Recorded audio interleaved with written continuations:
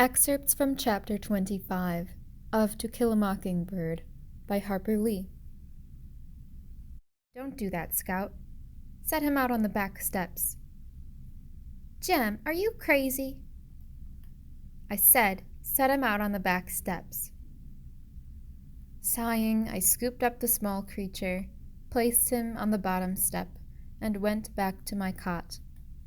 September had come, but not a trace of cool weather with it, and we were still sleeping on the back screen porch. A roly-poly had found his way inside the house. The creatures are no more than an inch long, and when you touch them, they roll themselves into a tight gray ball. I lay on my stomach, reached down and poked him. He rolled up. Then, feeling safe, I suppose, he slowly unrolled. He traveled a few inches on his 100 legs, and I touched him again. He rolled up. Feeling sleepy, I decided to end things. My hand was going down on him when Jem spoke. Jem was scowling. It was probably a part of the stage he was going through, and I wished he would hurry up and get through it. He was certainly never cruel to animals, but I had never known his charity to embrace the insect world. Why couldn't I mash him? I asked. Because they don't bother you, Jem answered in the darkness. He had turned out his reading light. Reckon you're at the stage now where you don't kill flies and mosquitoes now, I reckon, I said. Let me know when you change your mind. Tell you one thing, though, I ain't gonna sit around and not scratch a redbug. Ah, dry up, he answered drowsily. Comfortable, I lay on my back and waited for sleep, and while waiting, I thought of Dill. He had left us the first of the month, with firm assurances that he would return the minute school was out. Miss Rachel took us with them in the taxi to Macomb Junction, and Dill waved to us from the train window until he was out of sight. He was not out of mind. I missed him. On the way to Tom Robinson's, Atticus told them what had happened. They turned off the highway, rode slowly by the dump, and past the Ewell residence, down the narrow lane to the black people's cabins. Dill said a crowd of black children were playing marbles in Tom's front yard. Atticus parked the car and got out.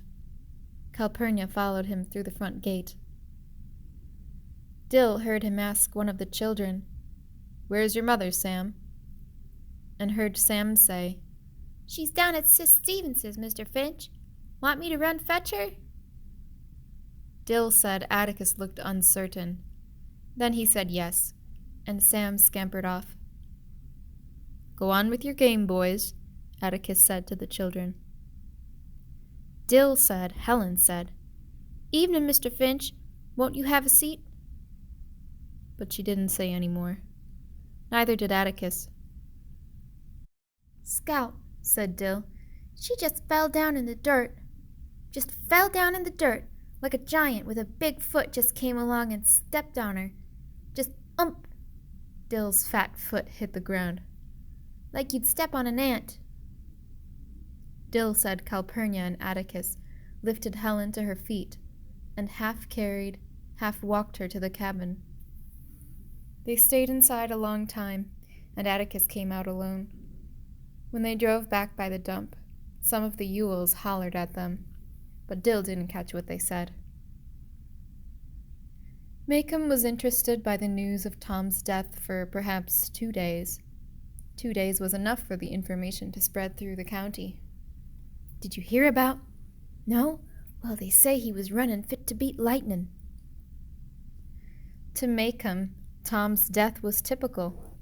Typical of a N-word to cut and run. Typical of a N-word's mentality to have no plan, no thought for the future, just run blind first chance he saw. Funny thing, Atticus Finch might have got him off scot-free. But wait, hell no. You know how they are. Easy come, easy go. Just shows you that Robinson boy was legally married. They say he kept himself clean, went to church and all that, but when it comes down to the line, The veneer's mighty thin. N-word always comes out in 'em. A few more details, enabling the listener to repeat his version in turn. Then, nothing to talk about until the Macomb Tribune appeared the following Thursday.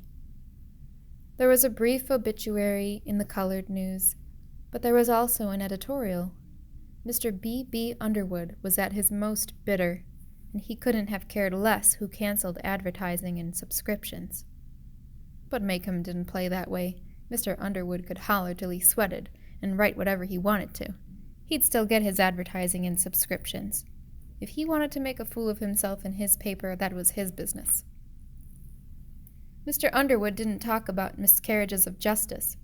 He was writing so children could understand. Mr. Underwood simply figured it was a sin to kill cripples, be they standing, sitting, or escaping. He likened Tom's death to the senseless slaughter of songbirds by hunters and children, and Macomb thought he was trying to write an editorial, poetical enough to be reprinted in the Montgomery Advertiser.